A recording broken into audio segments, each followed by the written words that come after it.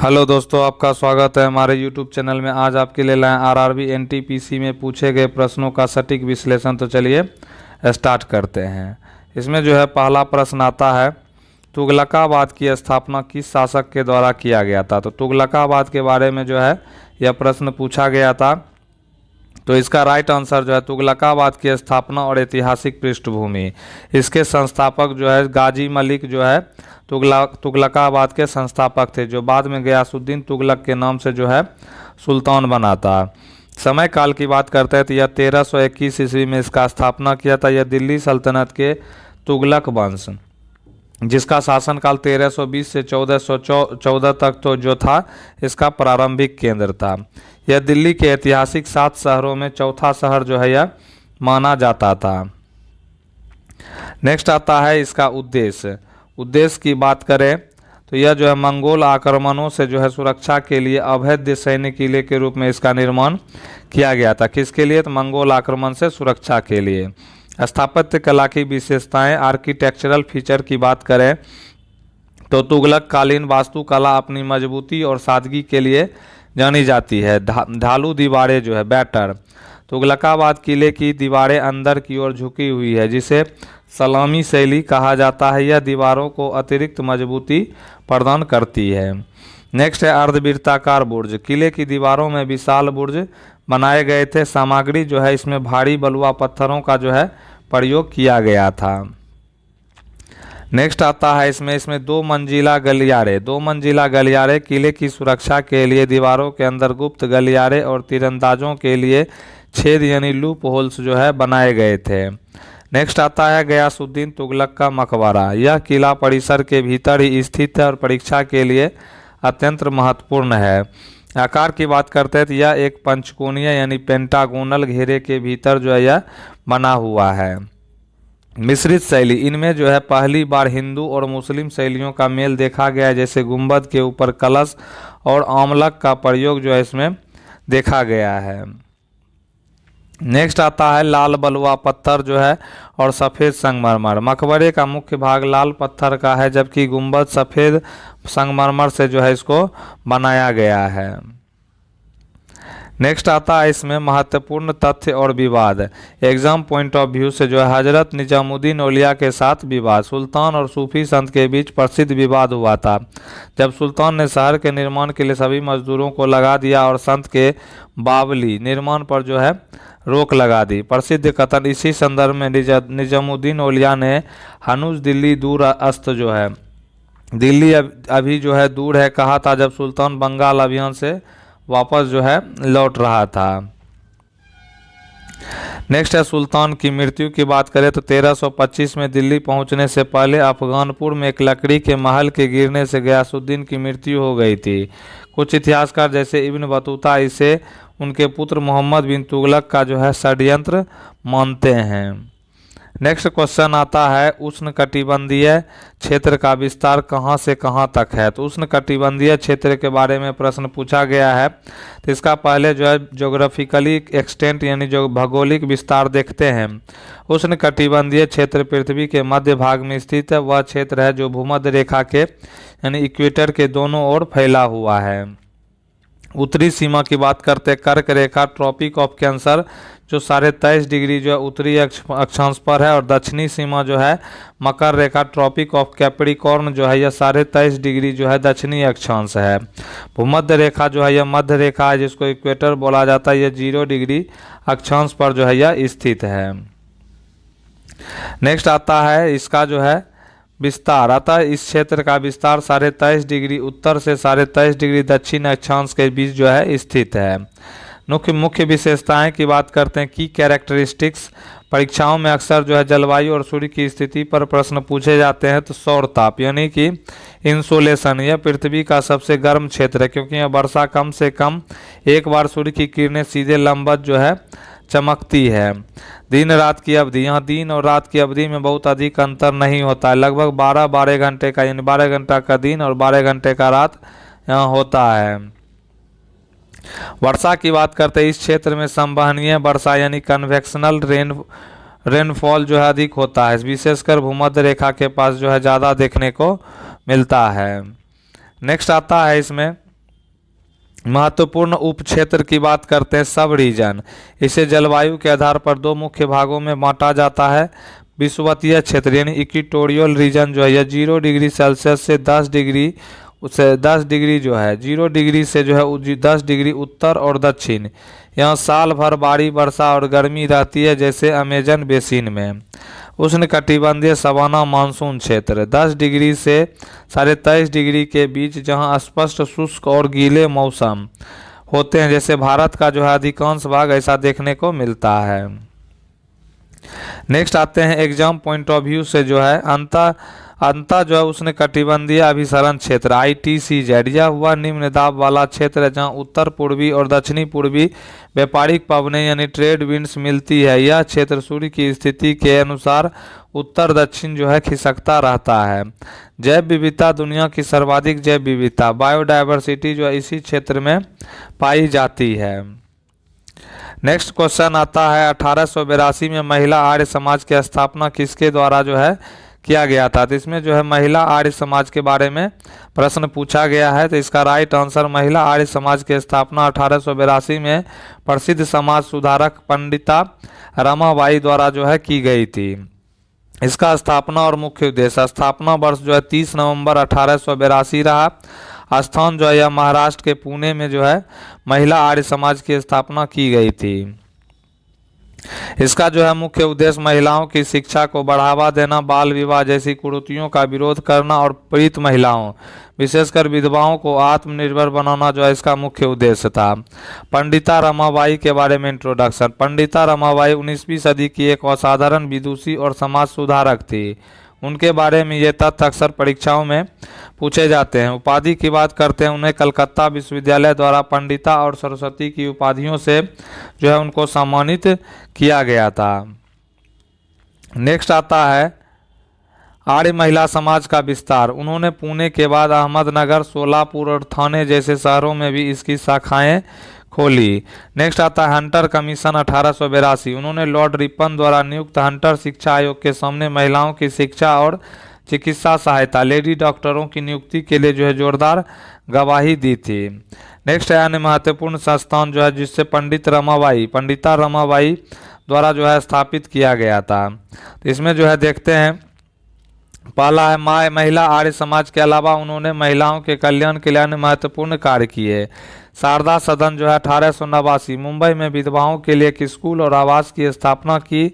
Next है मुक्ति mission 1898, Pune के पास केडगांव में युवा विधवाओं और अनाथ बच्चों के लिए एक आश्रम बनाया। कृपा सदन की बात करते हैं तो यह उन महिलाओं के लिए था जिन्हें समाज ने जो है त्याग दिया था। तो कृपा सदन की स्थापना जो है पंडित रमाबाई के द्वारा किया गया था। नेक्स्ट आता है प्रमुख रचनाओं की बात करते हैं तो high cast Hindu woman, the high cast Hindu woman जो है यह उनकी सबसे प्रसिद्ध पुस्तक है, जिसमें उन्होंने हिंदू समाज में महिलाओं की दयनीय स्थिति पर जो है प्रकाश डाला है।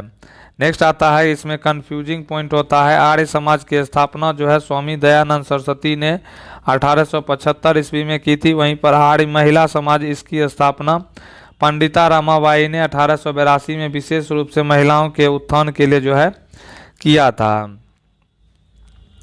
नेक्स्ट क्वेश्चन आता है, इसमें अंतर्राष्ट्रीय जो है प्रवासी दिवस जो है कब मनाया जाता है। तो इसमें अंतर्राष्ट्रीय प्रवासी दिवस के बारे में पूछा है।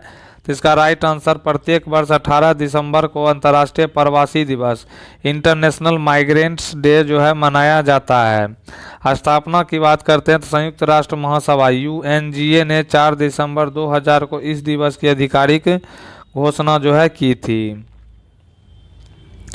नेक्स्ट इसमें आता है तारीख का चयन। 18 दिसंबर को की तारीख इसीलिए चुनी गई क्योंकि इसी दिन 1990 में संयुक्त राष्ट्र ने सभी प्रवासी श्रमिकों और उनके परिवारों के सदस्यों के अधिकारों के संरक्षण पर अंतर्राष्ट्रीय सम्मेलन को जो है अपनाया था। तो इसीलिए 18 दिसंबर को जो है अंतर्राष्ट्रीय प्रवासी दिवस जो है मनाया जाता है। इसका उद्देश्य क्या है, तो उद्देश्य इसका जो है प्रवासियों के अधिकारों की सुरक्षा जो है सुनिश्चित करना इसका उद्देश्य है। वैश्विक अर्थव्यवस्था और समाज के विकास में प्रवासियों के योगदान को रेखांकित करना इसका उद्देश्य है। प्रवासियों के सामने आने वाली चुनौतियों जैसे मानवाधिकार उल्लंघन, शोषण आदि के प्रति जागरूकता फैलाना भी इसका उद्देश्य है। नेक्स्ट आते हैं इसमें महत्वपूर्ण फैक्ट की बात करते हैं। इंपॉर्टेंट फैक्ट में 2025 की थीम था इसका my great story culture and development, मेरी महान कहानी संस्कृति और विकास जो है इसका महत्वपूर्ण फैक्ट था। वैश्विक स्थिति, वर्तमान में विश्व की कुल जनसंख्या का एक महत्वपूर्ण हिस्सा अपनी जन्मभूमि से दूर दूसरे देशों में प्रवासी के रूप में जो है रह रहा है।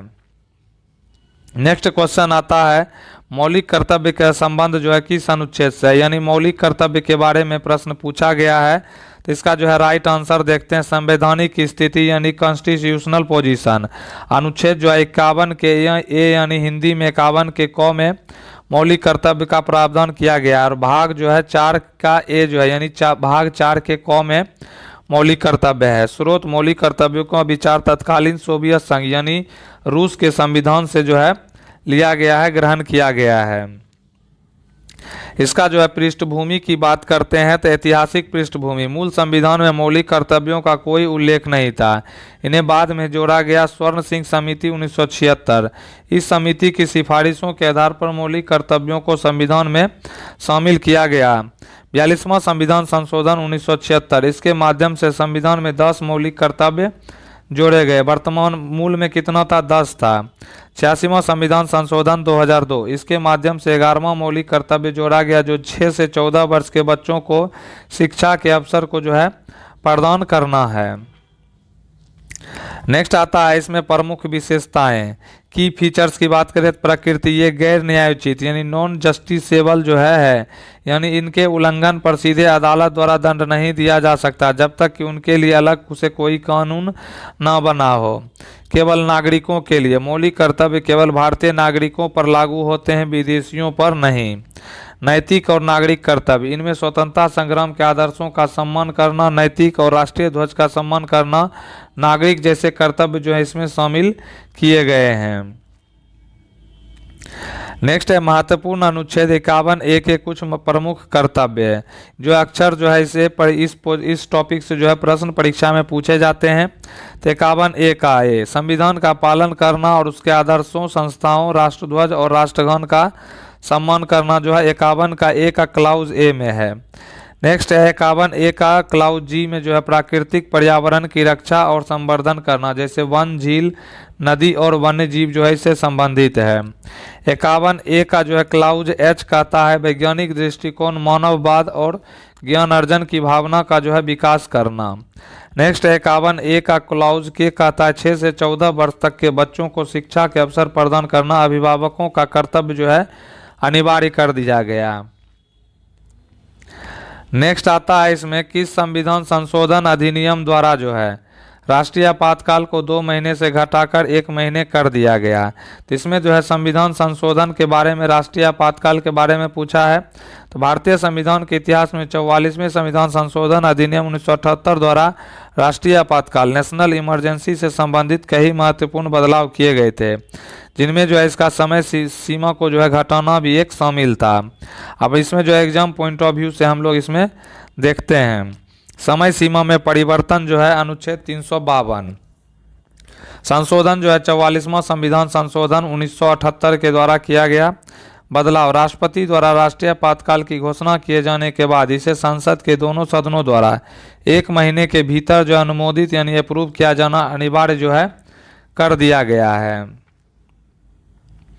नेक्स्ट आता है इसमें पूर्व स्थिति में क्या था, इससे पहले मूल संविधान और 42वें संशोधन तक संसद के पास अनुमोदन के लिए 2 महीने का समय होता था। अनुमोदन की प्रक्रिया में बदलाव, 44वें संशोधन ने न केवल समय घटाया बल्कि प्रक्रिया को भी कठिन बना दिया। विशेष बहुमत, अब आपातकाल के अनुमोदन के लिए संसद के प्रत्येक सदन द्वारा विशेष बहुमत, कुल सदस्यता का बहुमत और उपस्थित एवं मतदान करने वाले सदस्यों का 2/3 की आवश्यकता होती है। पहले यह साधारण बहुमत के संभव हो पाता था। नेक्स्ट आता है अवधि, एक बार अनुमोदित होने पर आपातकाल 6 महीने तक जारी रहता है। इसे हर 6 महीने में संसद की मंजूरी के साथ जो है अनिश्चित काल तक बढ़ाया जा सकता है। नेक्स्ट है 44वें संविधान संशोधन द्वारा किए गए अन्य प्रमुख आपातकालीन सुधार जो है जनता पार्टी सरकार द्वारा लाए गए इस संशोधन का मुख्य उद्देश्य आपातकाल के दुरुपयोग को रोकना था। आंतरिक अशांति बनाम सशस्त्र विद्रोह। अनुच्छेद 352 में आंतरिक अशांति यानी इंटरनल डिस्टरबेंस शब्द को हटाकर सशस्त्र विद्रोह यानी आर्म्ड रिबेलियन शब्द जो है जोड़ा गया। नेक्स्ट है कैबिनेट की लिखित सलाह। राष्ट्रपति केवल तभी आपातकाल की घोषणा कर सकते हैं जब उन्हें मंत्रिमंडल की लिखित सिफारिश जो है प्राप्त हो। नेक्स्ट आता है इसमें अनुच्छेद 20 और 21। यह प्रावधान किया गया कि राष्ट्रीय आपातकाल के दौरान भी अनुच्छेद 20 यानी दोष सिद्धि के संबंध में संरक्षण और अनुच्छेद 21 यानी जीवन और व्यक्तिगत स्वतंत्रता का अधिकार को निलंबित जो है नहीं किया जा सकता है।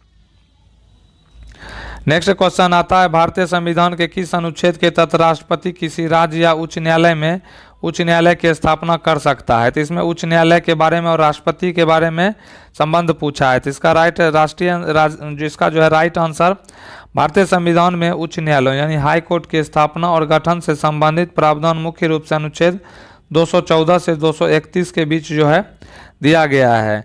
परीक्षा के दृष्टिकोण से जो है इसमें जिज्ञासा का सटीक उत्तर जो है अनुच्छेद 216 और अनुच्छेद 231 के संदर्भ में देखा जाता है।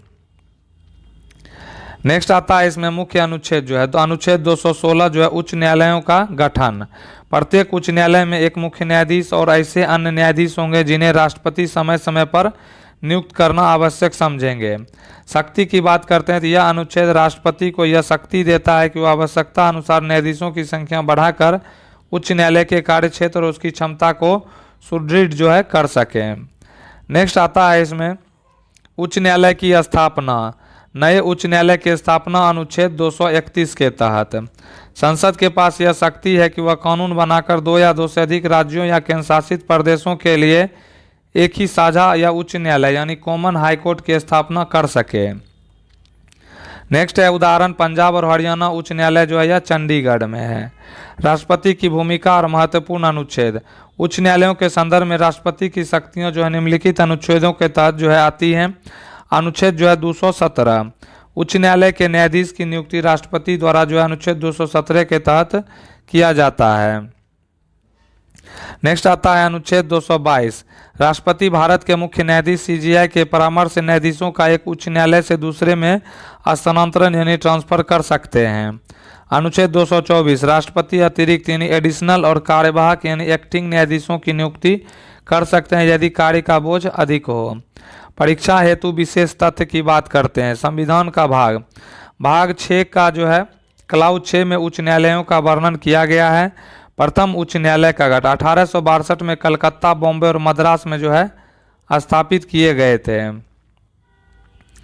नेक्स्ट आता है वर्तमान स्थिति। भारत में जो है वर्तमान में कुल जो है 25 उच्च न्यायालय हैं। 25वां जो है अमरावती आंध्र प्रदेश में इसका स्थापना किया गया। नियुक्ति प्रक्रिया राष्ट्रपति भारत के मुख्य न्यायाधीश और संबंधित राज्य के राज्यपाल के परामर्श से न्यायाधीशों की नियुक्ति करते हैं। इसमें जो है क्लैरिफिकेशन अक्सर छात्र भ्रमित हो जाते हैं कि स्थापना की शक्ति किसके पास है। तो यह जो है संसद यानी पार्लियामेंट। नए उच्च न्यायालय की स्थापना या 2 राज्यों के लिए एक कोर्ट बनाने का अधिकार संसद को है अनुच्छेद 231 के तहत। राष्ट्रपति यानी प्रेसिडेंट न्यायालय में न्यायाधीशों की नियुक्ति और संख्या निर्धारित करने का अधिकार जो है किसके पास है, यह राष्ट्रपति के पास है। नेक्स्ट आता है केंद्रीय बजट जो है 2026-27 में पूंजीगत व्यय पर कितना खर्च किया जाएगा। तो वित्त मंत्री निर्मला सीतारमण द्वारा प्रस्तुत केंद्रीय बजट 2026-27 के अनुसार बुनियादी ढांचे यानी इंफ्रास्ट्रक्चर के विकास को गति देने के लिए पूंजीगत व्यय यानी कैपिटल एक्सपेंडिचर कैपेक्स में महत्वपूर्ण वृद्धि की गई है। अब परीक्षा के दृष्टिकोण से जो है हम लोग इसमें देखते हैं तो पूंजीगत व्यय का जो है मुख्य आंकड़ा पूंजीगत व्यय का पूछा है। तो कुल बजट अनुमान 2026-27 में जो है 12,21,821 करोड़ लगभग 12.2 लाख करोड़ रुपए है। वृद्धि या पिछले वित्त वर्ष 2025-26 के संशोधित अनुमान 11 लाख करोड़ की तुलना में लगभग 11.5% अधिक है। प्रभावी पूंजीगत व्यय यानी इफेक्टिव कैपेक्स जो है यदि इसमें राज्यों को दिए जाने वाले पूंजीगत अनुदान को भी जोड़ दिया जाए तो यह राशि जो है 17.15 लाख करोड़ के करीब पहुंचती है। नेक्स्ट आता है इसमें पूंजीगत व्यय का महत्व।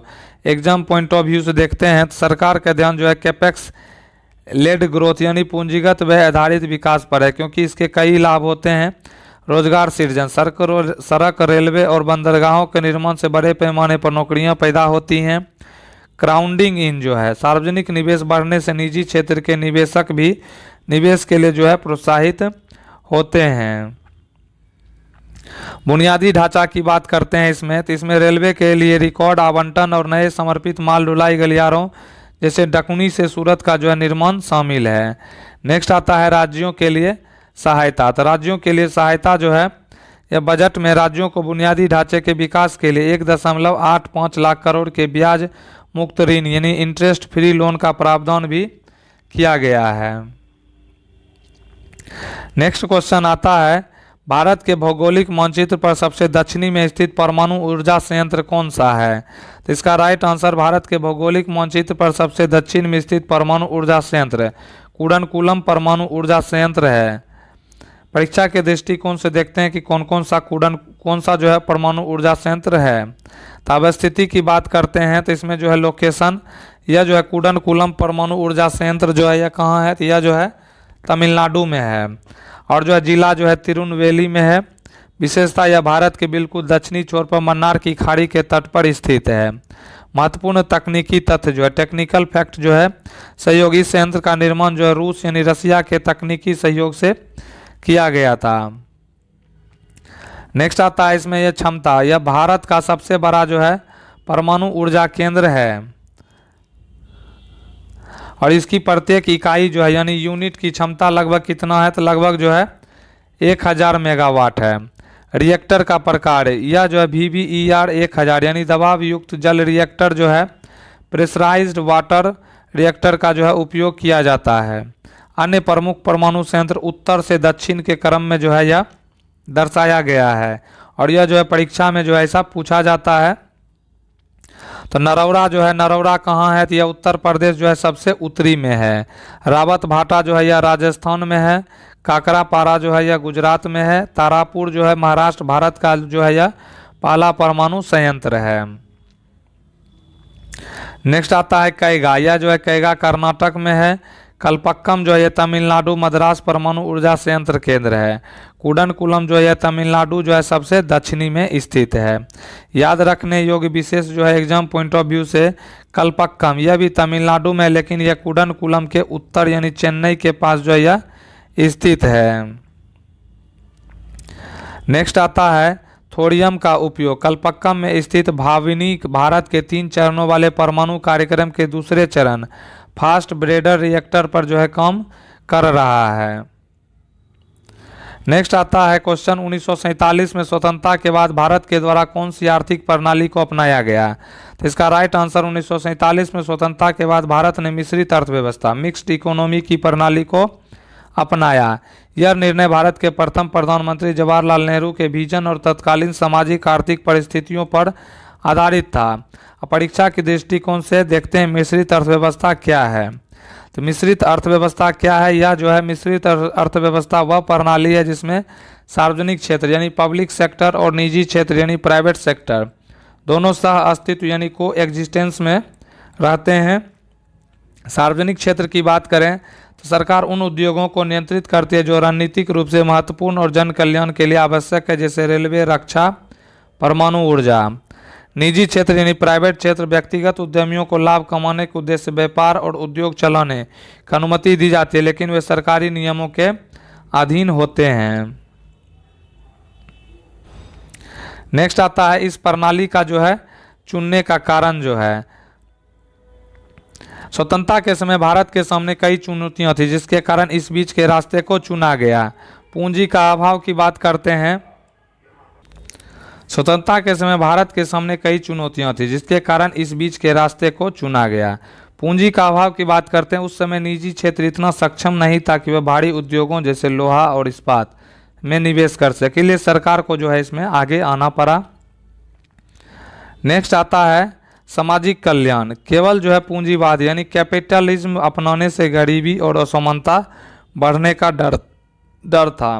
सामाजिक झुकाव की बात करते हैं, नेहरू और अन्य नेता सोवियत संघ के नियोजन यानी प्लानिंग मॉडल से प्रभावित थे, लेकिन वे पूर्णतः लोकतंत्र को भी बनाए रखना चाहते थे। नेक्स्ट है आर्थिक नियोजन और महत्वपूर्ण मील के पत्थर। इसमें जो है मिश्रित अर्थव्यवस्था को जो है लागू करने के लिए निम्नलिखित कदम उठाए गए।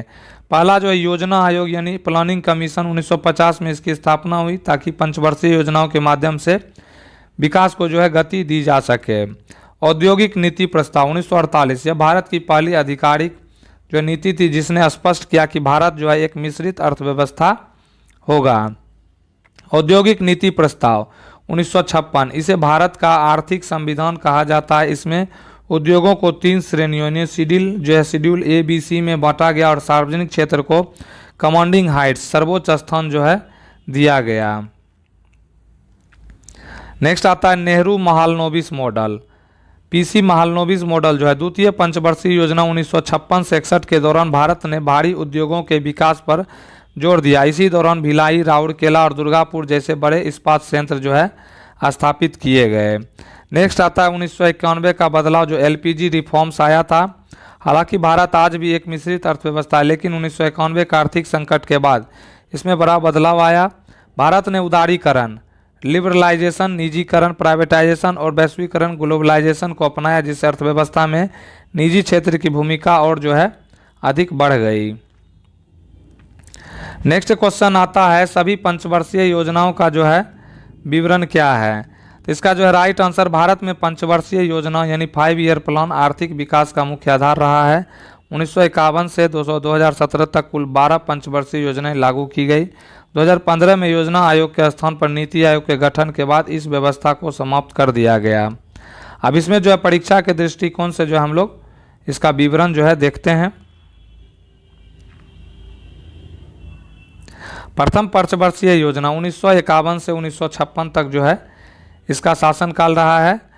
प्रथम पंचवर्षीय योजना का इसमें मॉडल था हेरोड डोमर मॉडल, जो है इसका मॉडल था। मुख्य प्राथमिकता कृषि विकास पर दिया गया। उपलब्धियां जो है भाखड़ा नांगल, हीराकुंड और दामोदर घाटी जैसी बड़ी सिंचाई परियोजना जो है शुरू हुई। विकास दर जो है लक्ष्य 2.1 था, जबकि प्राप्ति 3.6% हुई और यह सफल रहा।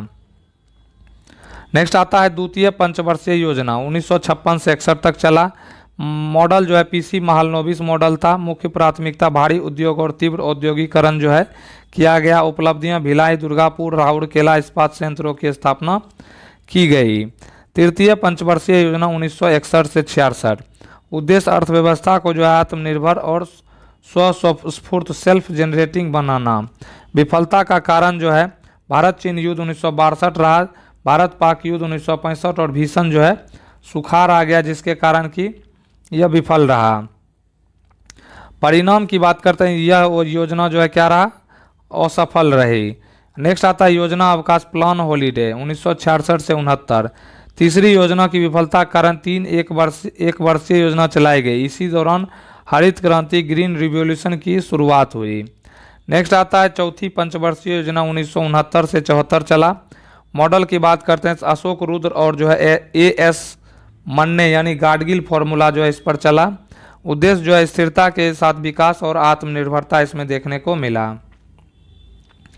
नेक्स्ट आता है मुख्य घटना। इसमें जो है 14 बैंकों का राष्ट्रीयकरण 1969 और स्माइलिंग बुद्धा परमाणु परीक्षण जो है 1974 किया गया। नेक्स्ट आता है पांचवी पंचवर्षीय योजना 1974 से 78। मुख्य नारा था गरीबी हटाओ। नेक्स्ट है इसमें विशेषता, यह योजना समय से 1 साल पहले ही समाप्त कर दी गई जनता पार्टी सरकार द्वारा। नेक्स्ट है रोलिंग प्लान 1978 से 80, जनता सरकार द्वारा अल्पकाल के लिए जो है यह लाया गया। नेक्स्ट है छठी पंचवर्षीय योजना 1980 से 85। उद्देश्य की बात करते हैं तो गरीबी निवारण और रोजगार सृजन जो है इसका मुख्य उद्देश्य था। उपलब्धियां नाबार्ड की स्थापना करना 1982 में नाबार्ड की स्थापना जो है छठी पंचवर्षीय योजना के समय हुआ था। नेक्स्ट आता है सातवीं पंचवर्षीय योजना 1985 से 90। नारा था भोजन, काम और उत्पादकता।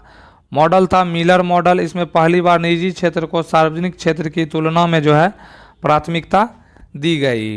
नेक्स्ट आता है आठवीं पंचवर्षीय योजना 1992 से 97। पृष्ठभूमि जो है राजनीतिक अस्थिरता के कारण 1990 से 92 के दौरान वार्षिक योजनाएं जो है चली। प्राथमिकता मानव संसाधन विकास, शिक्षा, स्वास्थ्य को इसमें प्राथमिकता दिया गया। विशेष इसी दौरान एलपीजी सुधार देखने को मिला 1991 ईस्वी में। नेक्स्ट आता है 9वीं पंचवर्षीय योजना जो है 1997 से 2002 रहा। उद्देश्य था न्यायपूर्ण वितरण और समानता के साथ इसका विकास करना। नेक्स्ट आता है 10वीं पंचवर्षीय योजना 2002 से 2007। इसका लक्ष्य था अगले 10 वर्षों में प्रति व्यक्ति आय को दोगुना करना और गरीबी अनुपात को 15% जो है कम करना। नेक्स्ट आता है 11वीं पंचवर्षीय योजना 2007 से 12। इसमें इसका थीम था तीव्रतर और अधिक समावेशी विकास, फास्टर एंड मोर जो है इंक्लूसिव ग्रोथ जो है इसमें इसका थीम था। नेक्स्ट आता है इसमें 12वीं पंचवर्षीय योजना जो है 2012 से 17 के बीच चला। थीम था तीव्रतर, अधिक समावेशी और धारणीय विकास, faster more inclusive and sustainable growth इसमें जो है इसका थीम रखा गया था। नोट, यह जो है भारत का जो है अंतिम पंचवर्षीय योजना था, यानी 2012 से जो है 17 के बीच जो चला था, यह भारत का क्या था, अंतिम पंचवर्षीय योजना देखने को मिला था।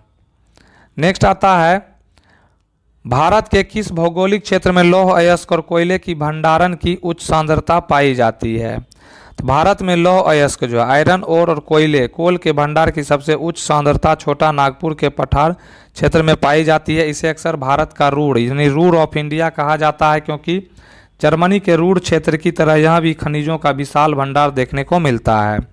पहला इसमें आता है छोटा नागपुर का पठार जो इसमें आता है खनिजों का हृदय स्थल। यह क्षेत्र मुख्य रूप से झारखंड, उड़ीसा, छत्तीसगढ़ और पश्चिम बंगाल के कुछ हिस्सों में फैला हुआ है। लौह अयस्क की बात करते हैं आयरन कोर। यहाँ हेमेटाइट और मैग्नेटाइट किस्म का उच्च श्रेणी का जो है लोहा पाया जाता है।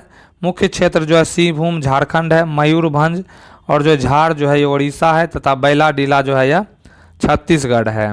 नेक्स्ट आता है कोल के लिए। भारत का लगभग 90% से अधिक कोयला भंडार इसी क्षेत्र की दामोदर नदी घाटी में स्थित है। मुख्य क्षेत्र झरिया भारत का कोयला राजधानी रानीगंज, बोकारो और गिरिडीह जो है इसमें शामिल है। नेक्स्ट आता है उच्च सांद्रता के भूगर्भीय कारण। धारवाड़ संरचना जो है धारवाड़ सिस्टम लौह अयस्क मुख्य रूप से अत्यंत जो प्राचीन धारवाड़ चट्टानों में पाया जाता है। गोंडवाना संरचना जो है गोंडवाना सिस्टम जो है भारत का अधिकांश कोयला बिटुमिनस प्रकार गोंडवाना काल की चट्टानों में पाया जाता है, जो इस पठारी क्षेत्र की नदी घाटियों में प्रचुर मात्रा में है। नेक्स्ट आता है औद्योगिक महत्व जो है इंडस्ट्रियल इम्पैक्ट की बात करते हैं।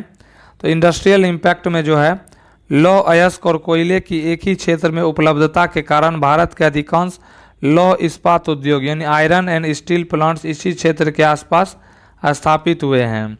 जमशेदपुर की बात करते हैं। जमशेदपुर टाटा टिस्को जो है यह झारखंड में है।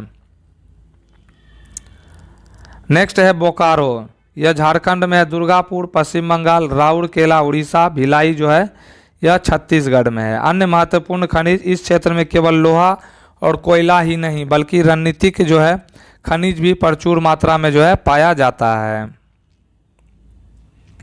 अबड़क की बात करते हैं तो अबड़क जिसको माइका बोलते हैं, कोडरमा झारखंड को विश्व की अबड़क की राजधानी जो है इसको कहा जाता है। बॉक्साइट और तांबा जो है यह लोहरदगा और घाटशिला क्षेत्र में मिलता है।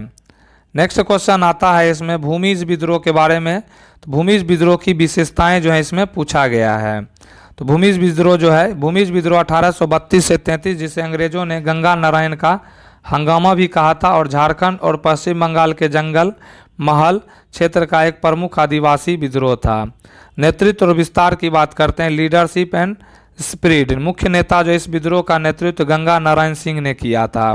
क्षेत्र जो है यह मुख्य रूप से बड़ा भूमि यानी वर्तमान पश्चिम बंगाल का पुरुलिया और सिंहभूम यानी झारखंड के क्षेत्रों में यह फैला हुआ था। सहभागी की बात करें तो इसमें भूमिज आदिवासियों के साथ साथ हो और मुंडा आदिवासियों ने भी बढ़ चढ़ कर जो है हिस्सा लिया था। विद्रोह का जो है प्रमुख कारण की बात करते हैं। काउज क्या था, तो उत्तराधिकार का विवाद। बड़ा भूम राज्य में उत्तराधिकार को लेकर गंगा नारायण सिंह और दीवान माधव सिंह के बीच विवाद था, जिसमें अंग्रेजों ने माधव सिंह का जो है साथ दिया। अत्यधिक कर टैक्सेशन की बात करें तो कंपनी सरकार द्वारा लागू की गई नई राजस्व प्रणाली और दीवान माधव सिंह द्वारा जो है किसानों पर लगाए गए अनुचित करों ने असंतोष पैदा कर दिया। बाहरी हस्तक्षेप, दिकुओं यानी बाहरी लोगों और साहूकारों द्वारा आदिवासियों की जमीन हड़पना एक बड़ा इसका जो है प्रमुख कारण था। विद्रोह की प्रकृति की बात करते हैं। नेचर ऑफ जो है revolt, nature of the revolt, हिंसक और छापामार युद्ध, विद्रोहियों ने सरकारी कार्यालयों, कचहरियों और पुलिस थानों को निशाना बनाया। गंगा नारायण ने छापामार युद्ध नीति का सहारा लिया। दीवान का वध, विद्रोह की शुरुआत 2 अप्रैल 1832 को माधव सिंह की हत्या के साथ हुई, जिसे लोग अपनी सभी समस्याओं की जड़ मानते थे। सामूहिक एकजुटता, यह विद्रोह जातिगत सीमाओं से ऊपर उठकर एक क्षेत्रीय आदिवासी एकता का जो है यह प्रतीक बना। विद्रोह का दमन और जो है परिणाम यानी suppression and result, Ganga Narayan की मृत्यु 1833 में खरसावां के ठाकुर के खिलाफ लड़ते हुए गंगा नारायण सिंह मारे गए। उनकी मृत्यु के साथ ही विद्रोह कमजोर पड़ गया। नेक्स्ट है प्रशासनिक बदलाव जो है 1833, इस विद्रोह के परिणाम स्वरूप जो अंग्रेजों को अपनी प्रशासनिक व्यवस्था में बदलाव करना पड़ा। 1833 के रेगुलेशन 13 के तहत जंगल महल जिले को जो है समाप्त कर दिया गया। SWFA की स्थापना, एक नया प्रशासनिक क्षेत्र दक्षिण पश्चिम सीमांत एजेंसी यानी साउथ वेस्ट फ्रंटियर एजेंसी बनाया गया, जिसका मुख्यालय बिलकिशनगंज वर्तमान जो है रांची को इसका मुख्यालय बनाया गया। नेक्स्ट आता है दुनिया का पहला व्यावसायिक यानी कॉमर्शियल माइक्रो प्रोसेसर जो है इंटेल 4004 था। ये जो है इसका राइट आंसर इंटेल 4004 का परिचय। लॉन्च तिथि जो है 15 नवंबर 1971 में लॉन्च किया गया। निर्माता कंपनी जो है इंटेल था। डिजाइनर जो है इस क्रांतिकारी चिप को बनाने वाले मुख्य टीम ने फ्रेडरिक फागिन, टेड हॉफ और स्टेनली मेजर शामिल थे इसमें। जापानी इंजीनियर मासातोशी सीमा ने भी इसमें महत्वपूर्ण अपना जो है योगदान दिया था। इसमें जो है मुख्य तकनीकी यानी टेक्नोलॉजी यानी टेक्निकल जो है इसमें विशेषताएं की बात करें तो क्षमता जो है यह एक 4 बीट यानी 4 बीट का माइक्रो प्रोसेसर था। नेक्स्ट आता है ट्रांजिस्टर की संख्या, इसमें केवल जो है 2300 ट्रांजिस्टर लगे थे। तुलना के लिए आज के आधुनिक प्रोसेसर में अरबों ट्रांजिस्टर लगे होते हैं। क्लॉक स्पीड की बात करें तो इसका जो अधिकतम क्लॉक स्पीड 740 किलो हर्ट्ज था।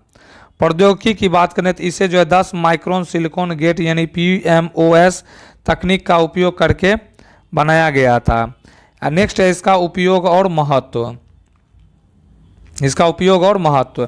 पहला प्रोजेक्ट की बात करें तो मूल रूप से इसे एक जापानी कंपनी बुशिकॉम के कैलकुलेटर जो है बुशिकॉम 141 PF के लिए विकसित किया गया था। क्रांति की बात करते थे इससे पहले कंप्यूटर बड़े कमरों के आकार के होते थे। 4004 ने कंप्यूटर ऑन ए चिप की अवधारणा को जन्म दिया, जिससे पर्सनल कंप्यूटर PC के युग का रास्ता साफ हुआ। नेक्स्ट है माइक्रो प्रोसेसर का विकास क्रम। क्विक रिव्यू की बात करते हैं एग्जाम पॉइंट ऑफ व्यू से। इंटेल 4004 जो है 1971 में दुनिया का पहला जो है 4 बीट प्रोसेसर बना। नेक्स्ट आता है इंटेल 8008, यह 1972 में बना, जिसमें पहला 8 बीट माइक्रो प्रोसेसर देखने को मिला। नेक्स्ट है इंटेल जो है 8080 या 1974 में बना, यह पहला व्यापक रूप से इस्तेमाल होने वाला सामान्य प्रयोजन यानी जनरल पर्पस 8 बीट प्रोसेसर था। नेक्स्ट है इंटेल 4040 जो है 4004 का ही एक उन्नत संस्करण था। नेक्स्ट क्वेश्चन आता है इसमें 33वें अरब लीग शिखर सम्मेलन में साखिर घोषणा क्या था। 33वें अरब लीग के बारे में पूछा है। तो मई 2024 में बहरीन की राजधानी मनामा में आयोजित 33वें अरब लीग शिखर सम्मेलन के अंत में साखिर डिक्लेरेशन को अपनाया गया था। यह घोषणा पत्र क्षेत्रीय शांति, सुरक्षा और विशेषकर फिलिस्तीन मुद्दे पर जो है केंद्रित था। फिलिस्तीन मुद्दे पर कड़ा रुख। साखिर घोषणा का सबसे महत्वपूर्ण हिस्सा गाजा में चल रहे संघर्ष और फिलिस्तीन के भविष्य जो है यह साखिर घोषणा संबंधित था। तत्काल जो है युद्ध विराम, घोषणा में गाजा पट्टी में तत्काल और अस्थायी युद्ध विराम की मांग की गई। नेक्स्ट है अंतर्राष्ट्रीय शांति सम्मेलन। अरब नेताओं ने फिलिस्तीन मुद्दे के 2 राष्ट्र समाधान यानी 2 स्टेट सॉल्यूशन के आधार पर राजनीतिक समाधान के लिए संयुक्त राष्ट्र के तत्वाधान में एक अंतर्राष्ट्रीय शांति सम्मेलन बुलाने का आह्वान किया। पूर्ण सदस्यता, घोषणा में फिलिस्तीन को संयुक्त राष्ट्र की पूर्ण सदस्यता देने का समर्थन दिया गया। नेक्स्ट है ब्लू हेलमेट की जो है तैनाती का प्रस्ताव। इस शिखर सम्मेलन का एक ऐतिहासिक प्रस्ताव था। घोषणा में मांग की गई कि जब तक 2 राष्ट्र समाधान लागू नहीं हो जाता तब तक फिलिस्तीनी क्षेत्रों में संयुक्त राष्ट्र शांति सेना UN पीस कीपर्स तैनात की जानी चाहिए। नेक्स्ट है क्षेत्रीय सुरक्षा और संप्रभुता। यह हस्तक्षेप का विरोध। घोषणा में अरब देशों के आंतरिक मामलों में किसी भी बाहरी हस्तक्षेप का कड़ा विरोध किया गया। नेक्स्ट है लाल सागर में सुरक्षा। लाल सागर में सुरक्षा। लाल सागर यानी रेड सी और बाब अल मंदेब जलरमरू मध्य में नौवहन की स्वतंत्रता, फ्रीडम ऑफ नेविगेशन सुनिश्चित करने पर जोर दिया गया, जो वैश्विक व्यापार के लिए जो है एक महत्वपूर्ण है। सूडान और लीबिया, इन देशों में जारी आंतरिक संकटों को बातचीत के जरिए शांतिपूर्ण ढंग से सुलझाने का आह्वान किया गया। नेक्स्ट आता है आर्थिक और सामाजिक सहयोग। अरब एकता। सदस्य देशों के बीच आर्थिक एकीकरण को बढ़ावा देने और ग्रेटर अरब फ्री ट्रेड एरिया यानी गाफ्टा को मजबूत करने की बात जो है यह कहा गया। आतंकवाद पर प्रहार। आतंकवाद के सभी रूपों और वित्त पोषण को रोकने के लिए सामूहिक सहयोग पर जो है यह सहमति बनी थी। तो दोस्तों कैसा लगा वीडियो, प्लीज़ इसको जो है लाइक करें, कमेंट करें, ज़्यादा से ज़्यादा जो है शेयर करें। नए हैं तो चैनल को सब्सक्राइब करें। वीडियो देखने के लिए दिल से धन्यवाद और इसी तरह जो है चैनल पर वीडियो आते रहेंगे। प्लीज़ इसको जो है लाइक शेयर कमेंट ज़रूर करें।